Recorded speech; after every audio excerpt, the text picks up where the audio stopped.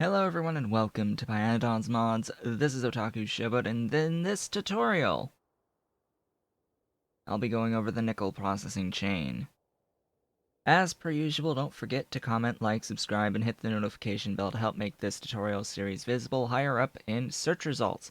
You can also follow me on Twitch at twitch.tv/otakushowboat, on Twitter at otakushowboat, visit my website at otakushowboat.com, and help to support my continued existence and help to accelerate the production of these tutorials by becoming a patron on Patreon at patreon.com/otakushowboat. You can also help Pyanodons Mods development at patreon.com/pyanodon. As a disclaimer, Pyanodons Mods are in a constant state of flux, so any numbers that I present may change. The mods for this particular save file are nearly identical to my stream save, the list of which is linked below this video on my website stream schedule page. The only difference is that I am using the Infinity mod to help to showcase this processing chain. So with that said, let us get started with the nickel chain. Now, before I show you everything here, I want to note that there are going to be a couple of differences in this video compared to the previous ore processing videos. The first of which is in our overview text, I now have listed out everything, including the additional outputs and the additional inputs. So this is the actual full chain, unless I've missed something, which I don't think I have, for the nickel processing. So this is absolutely everything involved in the nickel processing. It is not the simplified outline that we usually have. So starting things off, we have our ore into G1, and this will give stone as a byproduct. Our G1 into 2, 3, and rejects, plus gravel as a byproduct. The G2 will be processed back into G1 with sand as a byproduct, and the rejects will be processed back into G1. This is a geometric series. This is a more complex geometric series. And there was a comment literally overnight before recording this video of someone saying that they never covered geometric series in their intro calculus course. It's like, well,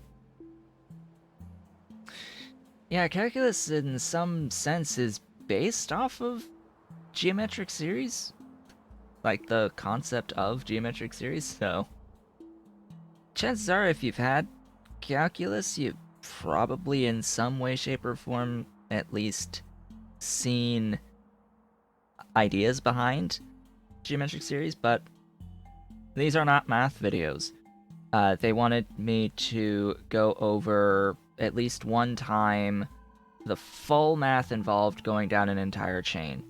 So I was thinking, you know what? Nickel is probably a good candidate for that, to at least show people how to get through the geometric series. Now, I have in other videos, other tutorials, spoken of and even solved a geometric series.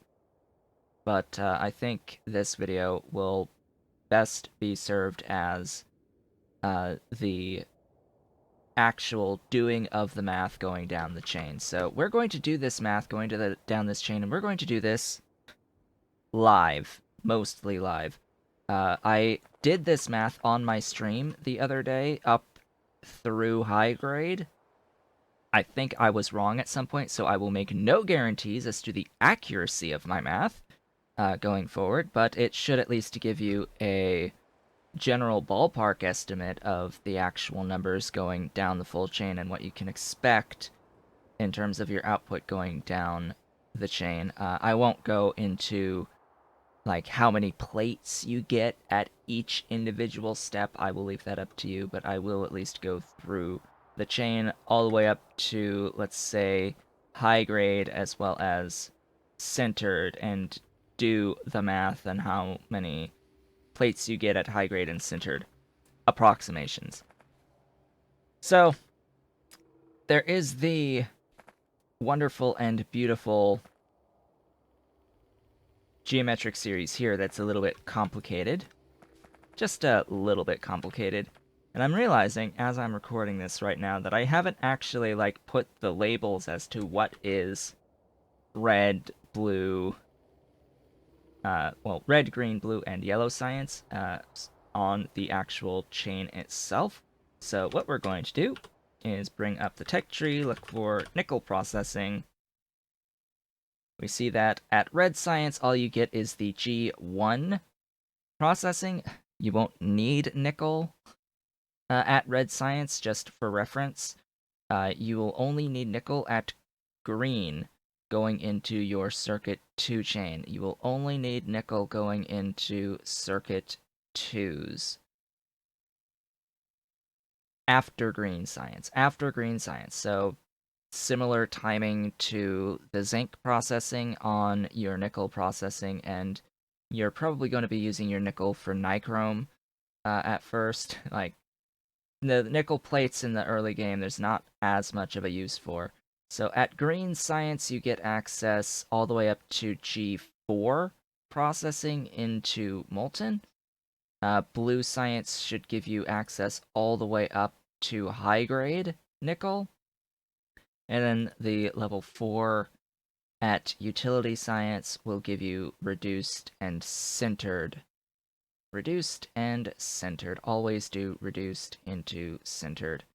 Never do high grade into centered. That is a massive, massive waste of your resource potential. So, red, just G1, green up to G4, blue up to high grade, and yellow up to centered. So, red, green, blue, and yellow. That's how this will look. Now, once you have your G4 at blue science, you will add sulfuric acid. This is sulfuric acid, H2SO4, to make prepared pulp and standard tailings. Your prepared pulp, add salt and limestone to convert it into pulp 1. Pulp 1, add pressured air, as well as water, or dihydrogen monoxide, the deadliest substance known to man, to make your pulp 2. Pulp 2, with glycerol, will convert to nickel overflow, as well as aluminium pulp 2 in relatively small amounts. Note that this will avoid... this avoids some phosphoric acid to get pulp 2. If you want pulp 2 and beyond, actually processing nickel can avoid spending phosphoric acid. The thing is, by the way, nickel normally requires, if I can find some on the map somewhere, nickel requires syngas to mine. If you are mining it, you can ground bore it with drilling fluid 2, but I would not suggest ground boring it with drilling fluid 2, unless you have some spare, because you can also get nickel ore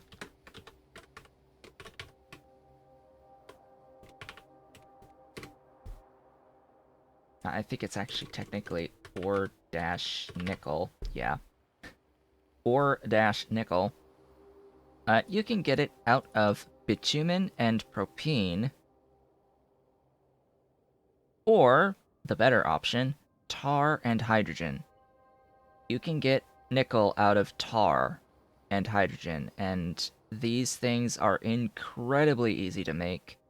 You can get your tar out of processing coal in the coal gas recipe right here. This is a fantastic way of getting tar.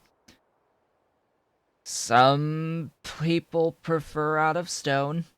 Some prefer out of stone. They say that it is the best way of getting tar is out of stone. I will somewhat disagree. Somewhat disagree because that I don't know how they're getting their stone. It's like, how are you getting your stone again? Because I'm pretty sure you're spending iron to get your stone, and point is to avoid having to, spend that resource. So how are they getting consistent sources of stone to feed that? That's always been my uh my caution with that particular recipe on the tar from stone recipe. Because tar from stone, you need stone. It does give a lot of tar. It does give a lot of tar. But getting that amount of stone. Yes, you have a lot of byproduct stone from a lot of different processes that you can route in to feed some tar, but you're going to need a consistent source of stone. And you can either spend drill heads, lubricant, and coal gas, or iron for a very consistent source of stone. There is unfortunately not a classifier recipe that is just for stone. There is this coarse fraction, but again, you're under the same issue here. You can feed back coarse fraction to get additional stone in this process. You could split soil for a little tiny bit of coarse fraction, or you can just spend iron. So it's up to you on how you want to get tar for it. Anyway, moving on. So your overflow, when added with methanol, will give you nickel slime as well as nickel tailings. The slime, by adding xylenol, will become additional overflow. So this is another, I hesitate to say a second, because this is technically 2/1 really complex one. This is an additional geometric series here, one that is a bit easier to solve for, and will have its own set of issues. Now, the nickel tailings, the total nickel tailings out from all of that, along with ammonium chloride, NH4Cl, and sand, will give you pulp 3 with steam, and Aerofloat 15, our good old friend Aerofloat 15, will become pulp 4 and standard tailings. The pulp 4 with chromium plates as well as syngas will become prepared nickel solution, as well as with standard tailings as an output. You can use standard tailings for stuff and things. I will make note, this is not a tutorial on how things are intended to be made. I want to make that clear. It's like, I'm not here to tell you how Pyanodon intends you to make things, or how people involved with development of Pyanodon's mods intend for you to do things. That is not the purpose of this tutorial series, so I will ignore anything that they have to say about whether or not things are intended to do in specific areas. I don't think people particularly care whether or not the production of some of these outside inputs are intended to be done locally, on site, or not. Like, that is the realm of telling people how to play, and I'm not here to specifically tell people how they should be playing, how they should be designing their bases. That is not the purpose of this. This is to help you in your designs, to get your head wrapped around all of the intricacies of what is involved in making and building the chain, providing you an example of how to build the chain. This is not to tell you exactly how to do the chains. And it's my suggestions on how to do the outside inputs. Where you put it, how you do it, that's up to you. Like, that is up to you. So once you have your prepared solution, you filter it with biofilm into high grade. And then it's the standard set of processing to convert your high grade into reduced and your reduced into sintered. You have your sodium sulfate plus diesel plus pressured air to make your reduced, and your fuel, lime, syngas, and pressured air to make your sintered. So that is the chain, the full chain, written in text. Let's actually go through and have a look at what it's like. Now, I'm realizing right off the bat that this was built prior to the introduction of the Mark II equipment, so there actually needs to be a little bit more than this. Just a little bit more than this of Mark 1s. So 15 in, assuming you have 15 in. If these were Mark 1s, I don't know why I upgraded these to Mark 2s. These should be Mark 1s, because that's what you will have access to at the start of the game. If you ever were wondering why I set things up at the mark levels I do, unless I have messed things up like this, I usually try to make it so that I'm using somewhat buildings that you have access to. Like, these hydrocyclones could be Mark II as well as these agitators, but whatever. We will continue on. So the point here is that we will have 15 nickel ore in and 3 G1 out. So, as I said, today we're going to actually do this math. So 3 G1. 3 of our G1. So, putting down a 3 here. That is how much G1 is going into this process here. This process here. Remember that this also gives you gravel, and this also gives you stone that you have to deal with. That you must deal with. Now, this is actually... To process 3, you only need... really 3 automated screeners. Why is this so backed up? I don't know. Can we, clear some of this, please?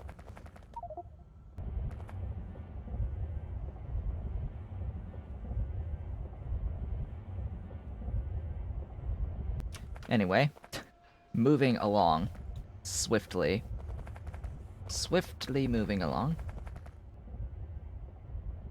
Processing 3 grade 1 nickel is going to end up with 3 rejects and 3 G2.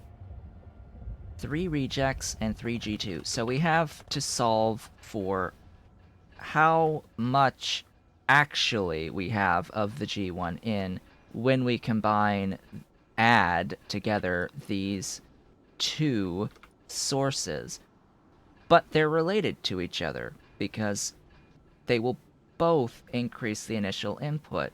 So how do we solve for that? So the equation to solve for a geometric series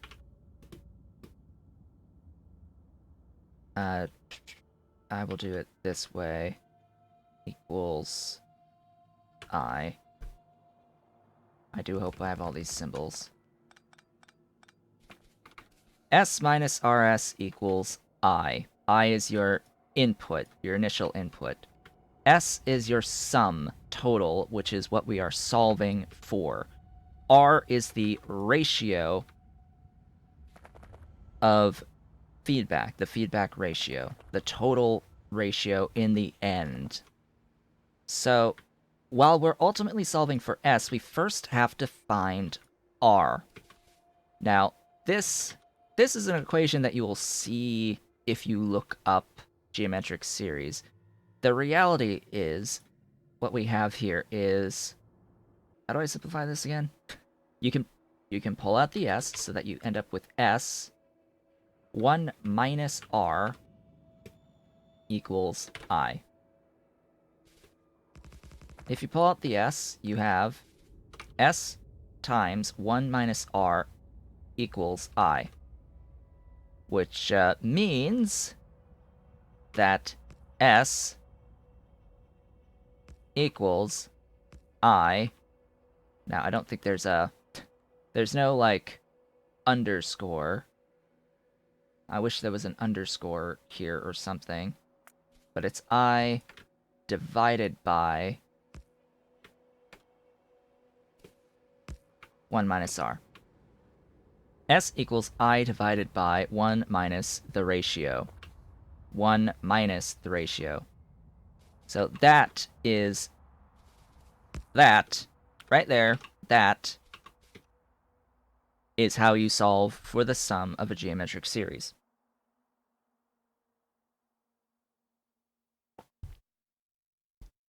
That will give you your, where S is the sum, I is your initial, and R is your ratio.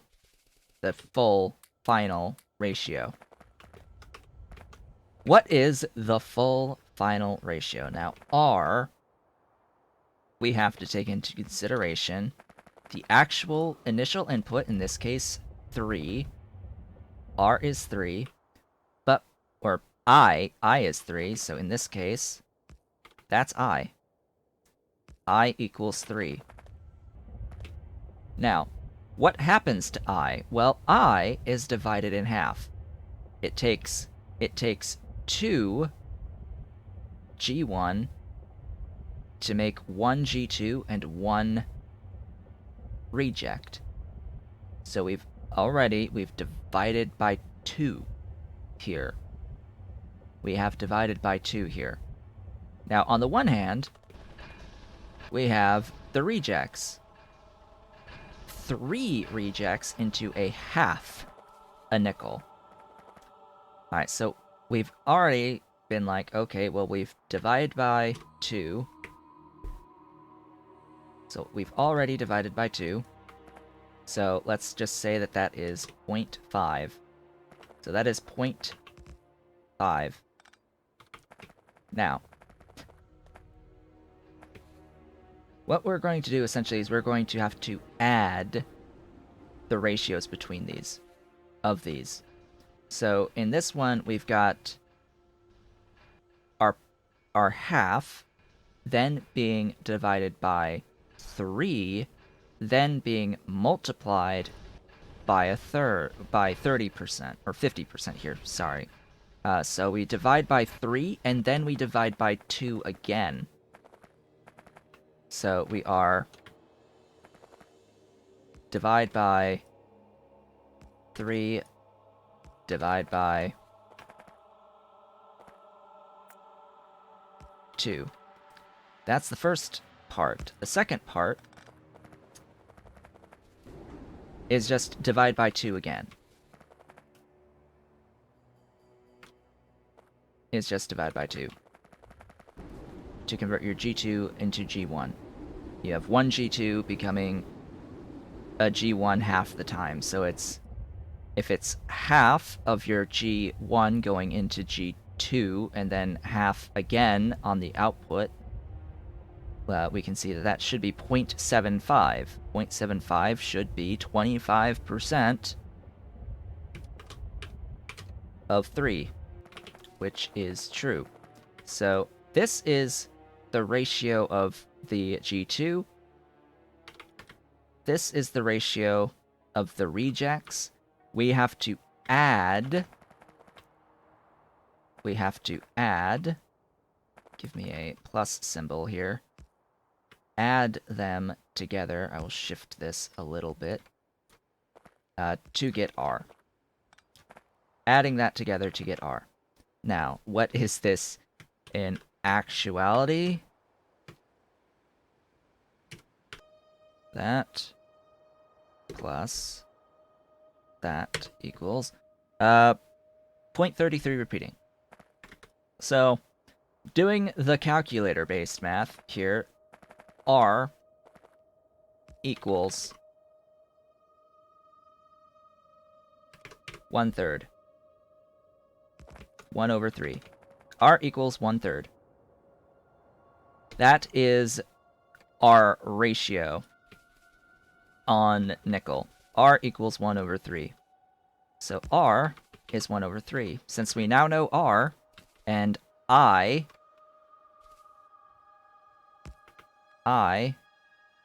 equals 3, we can now solve for S. Now, if this is 3 divided by what is 1 minus 1/3, or 2/3, so 1 divided by 2/3 is 1.5. 1.5. You know what? I totally put 1 divided by 2/3 in the calculator, so yeah, that explains things. 3 divided by 2/3 is 4.5. So S equals 4.5. That is how much G1 we have to process. So we need to process 4.5. That is 5 standard automated screeners. 5 standard automated screeners. Now I'm going to like clear some of this backup because it is annoying me greatly. Why this is happening, I don't know.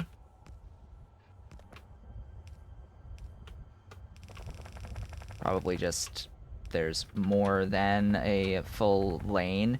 Chances are this is just because there is more than a full lane here. If we're processing 5 per second, or 4.5 per second is what I should say, 4.5 per second. Now, how much G2 is that? Well, that's half as G2, half as rejects, and half as gravel. So if you divide that by 2, that's 2.25 times 3. That's already 4.5. Yeah, so 2.25 times 3 plus 1.125 is 7.875. That is a bit higher than 7.5, so that is actually more than a yellow belt single lane. So bear in mind that this will be more than a single yellow belt lane on the output. More than a single yellow belt lane on the output.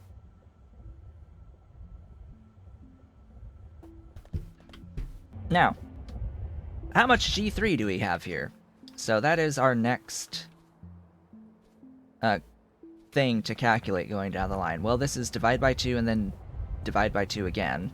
So this is 1.125. So let me put that down. 1.125. That is how much G3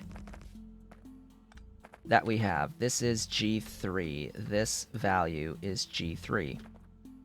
Now, G3 converts 1 to 1 into G4. So we have 1.125 G4. And since this is identical to the math that I did on my stream the other day, and that now that I'm past this and have sort of confirmed my math, we can now cascade this down the rest of the chain. So that's the G4 is 1.125. Now, prepared nickel pulp is multiplied by 50. Multiplied by 50, so that should be 56.25. 56.25, that is our new value, and going into pulp 1, this will stay the same, and going into pulp 2 will stay the same. This is 1 to 1, or 100 to 100, and then this is 100 to 100 as well. Note that you can stop at pulp 1, you can stop at pulp 2. You can stop at pulp 4 if you so desire, but I would not suggest doing that. Now, pulp 2 into overflow. We now have this. This is our new I. This is our new I. I equals 56.25. Because now what we have is we have our nickel overflow going into tailings plus slime. Half of it is converted into slime, and then half again is returned as nickel overflow. So that would mean that our ratio is 0.25. We divide by 2, and then we divide by 2 again. So our R, in this case, is equal to 1 over 4. Our R is 1/4 in this case. Now, solving for S, of course, remember that we divide this number by 1 minus 1 over 4, so we divide our 56.25 by 0.75. And what does that happen to equal? 75. It is very nice. S is 75. So that is our total input of our overflow. Our nickel overflow from 15 ore in is 75. Note that everything up to this point has been calculated around the concept of 15 ore in as 3G1, as 1.125G3, as 1.125G4, as 56.25 of our prepared pulp, and our pulp 1, and our pulp 2. Now we have 75 total overflow after processing with xylenol. Now, divide that by 2. That is how much tailings we have going forward. So now we have 37.5 tailings. Nickel tailings. And this is actually going to continue to cascade as 37.5, going basically all the way down the rest of this chain. So 37.5, because this is a 1-to-1 on tailings into pulp 3, adding, of course, sand and ammonium chloride. Adding steam and aerofloat 15, 37.5. 37.5. It is not a lot of aerofloat 15. I just want to point that out. This again is 1-to-1, or 100 to 100. Going into your prepared solution, adding chromium and syngas, is again another 1-to-1. So we still have this 37.5 all the way up to high grade, which here at high grade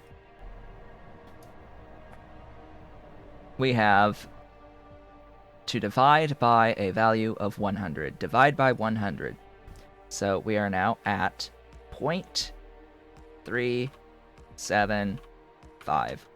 That is how much high grade we have. Now, how much molten does that equal? 0.375. Well, 0.375. Well, if we divide 90 by 0.5 and then multiply by 0.375, we get 67.5 molten.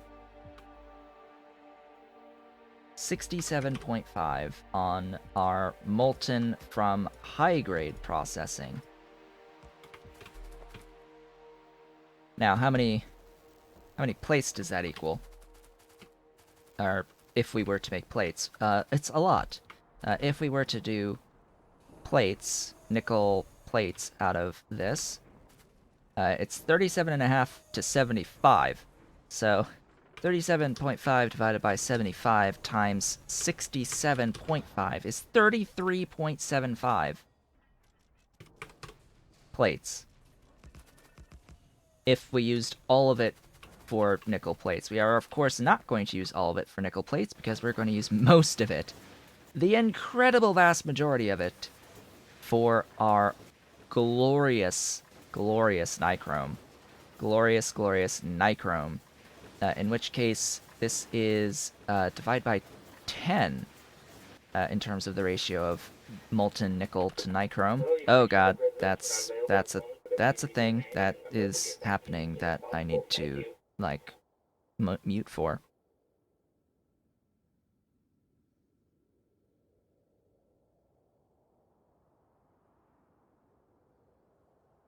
Gotta hate when the answering machine goes off at random. So yeah, that would be divide by 10, basically, or that would be 6.75. The amount that can feed 6.75 nichrome. If you're thinking to yourself, that doesn't sound like a heck of a lot, it's because it's not a heck of a lot. Nichrome is quite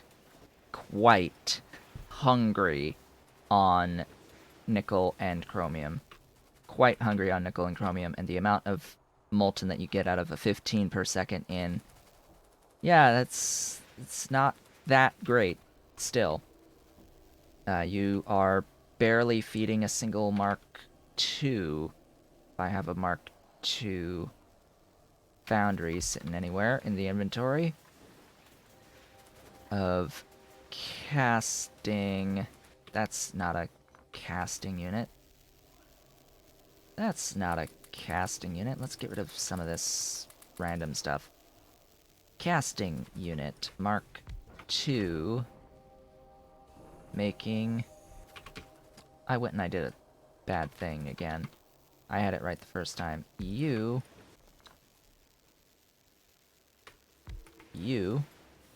Nichrome. Yeah, so it's... It can't even feed this fully because it's not 75. It's 67.5.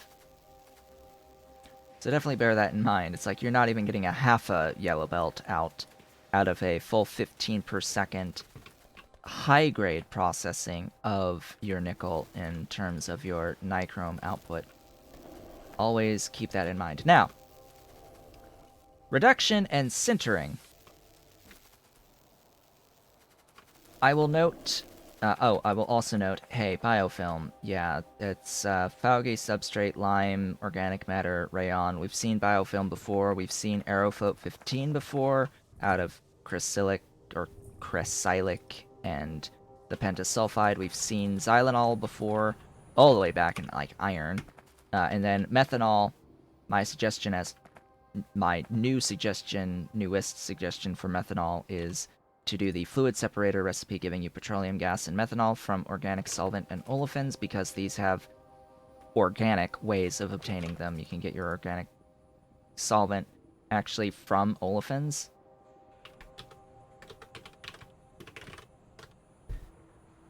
You can get your organic solvent. Actually, I prefer the acetone syngas.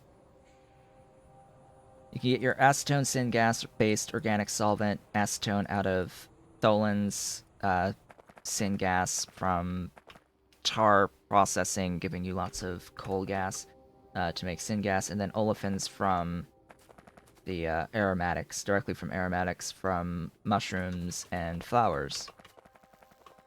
So that is how I would do all of that.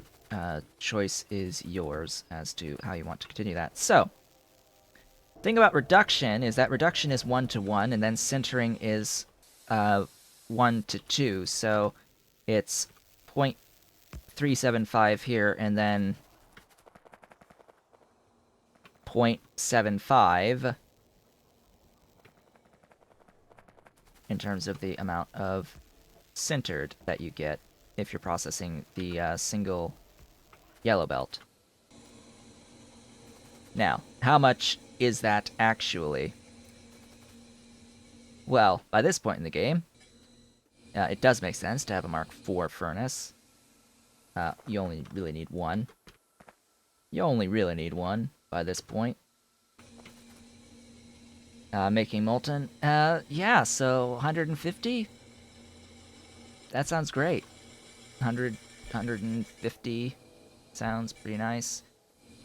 I think that's how that math works. There is rounding stuff here, so 15 dot, or not 15 dot, 155.5 repeating divided by 0.7 repeating times, yeah, so that's 200 times 0.75 or 150 flat. So the amount of molten you get out of sintering this much is 150 units, which is actually just enough to feed 15 per second on nichrome if you're using all of your molten nickel on nichrome. So definitely bear that in mind. Now, with all of that said, nickel itself as plates. Nickel is only involved in nichrome, but it is also highly used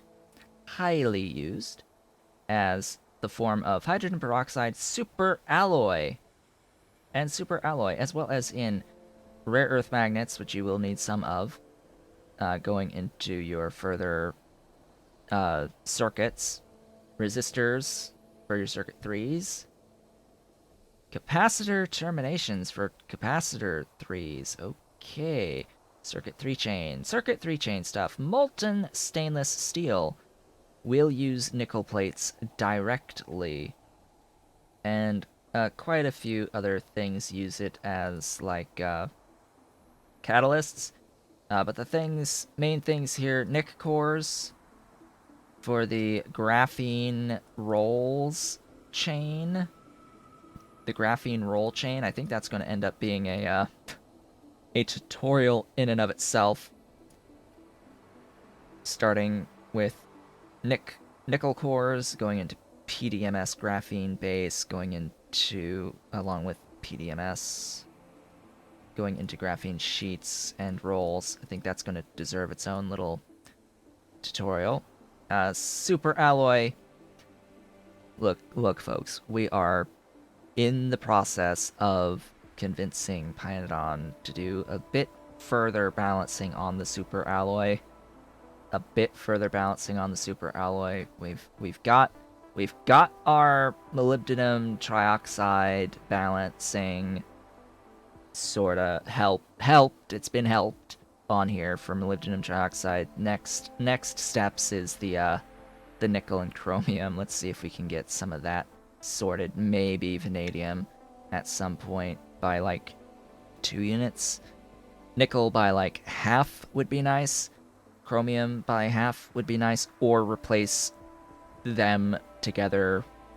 The chromium and nickel just replace with like 20 units of nichrome, something along those lines. That would be more ideal, actually. Going into 5 super alloys, 20 nichrome into 5 super alloy. Yeah, that'd be fine. Actually, that would be a bit better, a slight buff, but you still have the complexity of having to make the nichrome with 2 ways of making nichrome, either from molten or from plates. So yeah, and then hydrogen peroxide, you will need hydrogen peroxide on your circuit 2 chain, so that's when you are going to need nickel. And then nichrome gets used as a catalyst a lot for really important things. It's also used in ferrite, which again is very important on your circuit 2 chain. It will be a massive bottleneck on your circuit 2 chain, this ferrite stuff. So definitely bear that one in mind. Also used in circuit 3s, also used in particle acceleration through the crystallographic substrate, used in a nylon recipe. Please avoid using nichrome whenever possible. Don't do that. Don't do this. If you value your sanity with the nichrome input, that being said, the alternative is just as painful, thanks to blood meal. But I'll take blood meal. Actually, I think I will take blood meal over nichrome because nichrome is just used so freaking much. Uh, it's it's one of the most used alloys.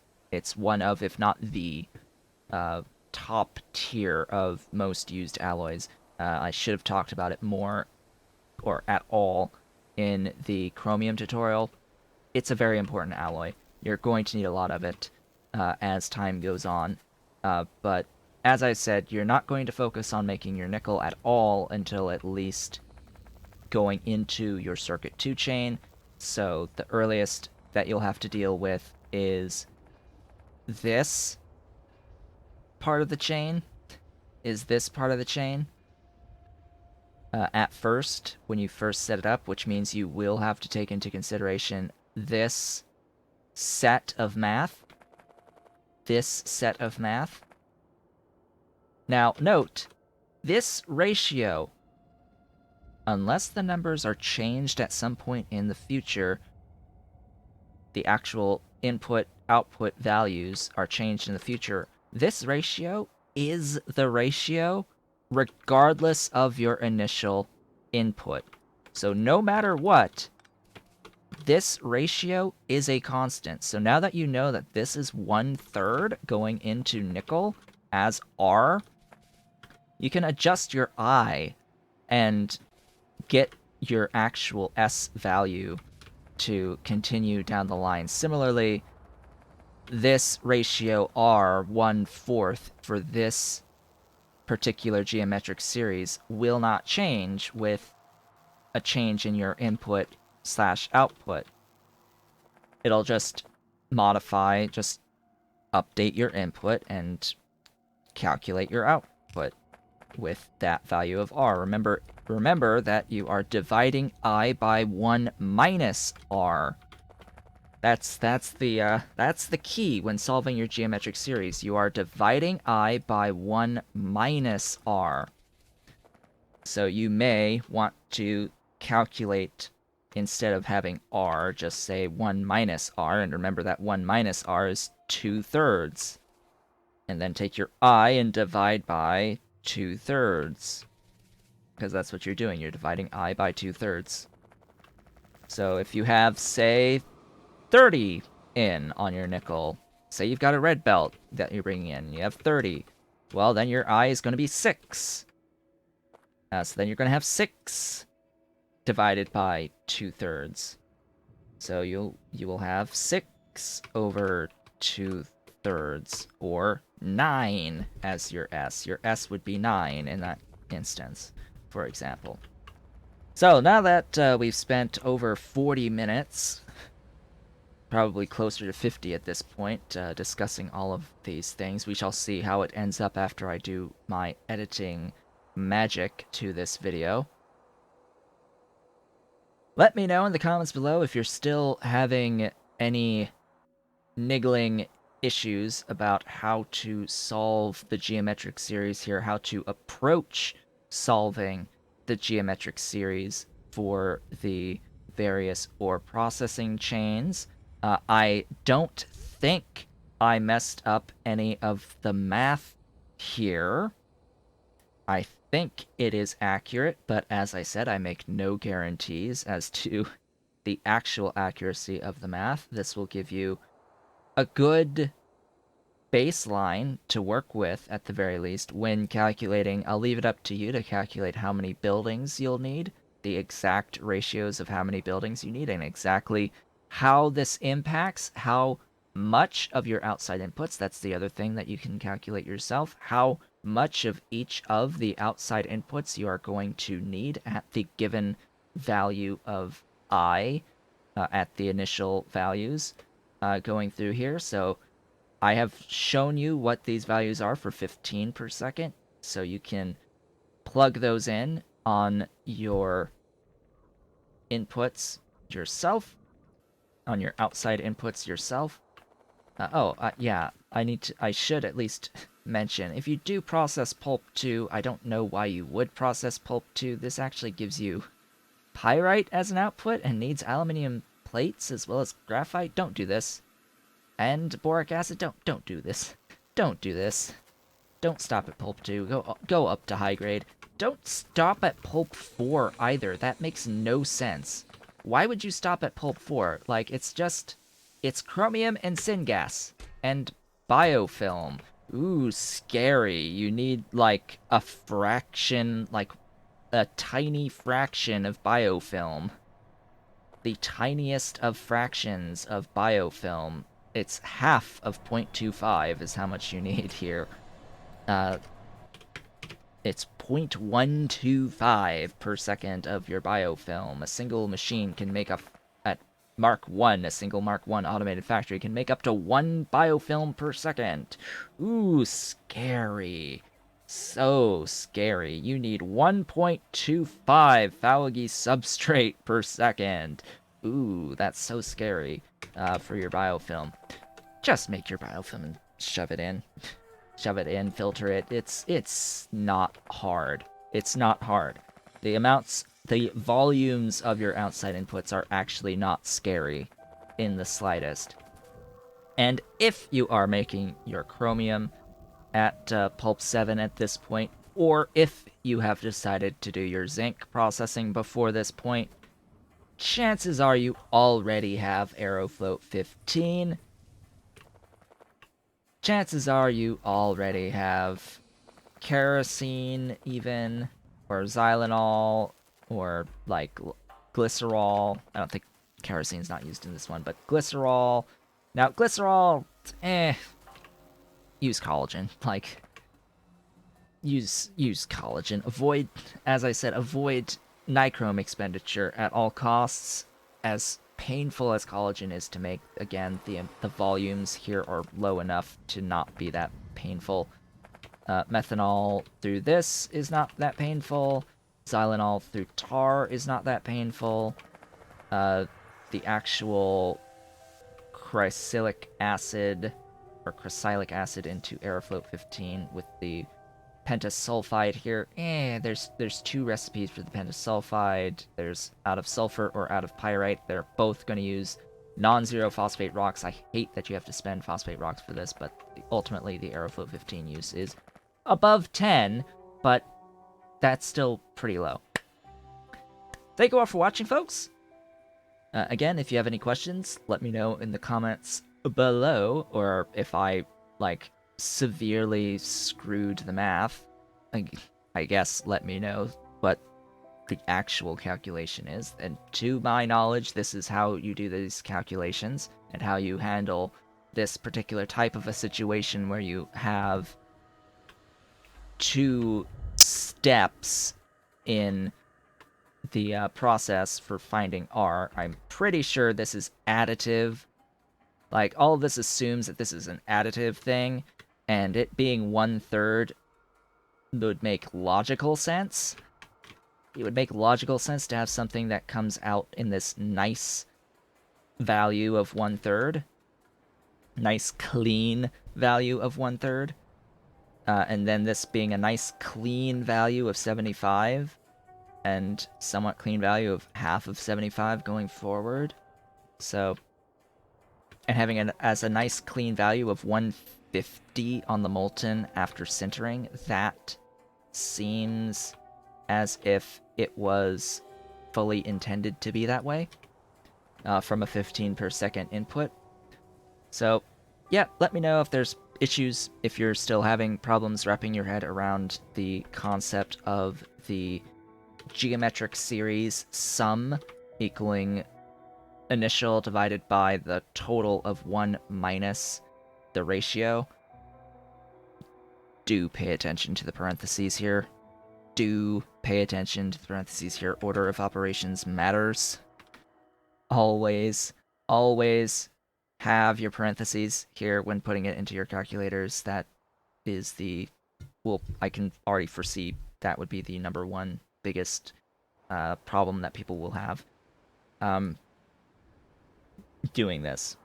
It is not too terribly difficult to wrap your head around the concept of this. It took me a while to wrap my head around the concept around the concept of this. It took me a while to pull out my aging algebra knowledge to pull out the actual meaning of this formula.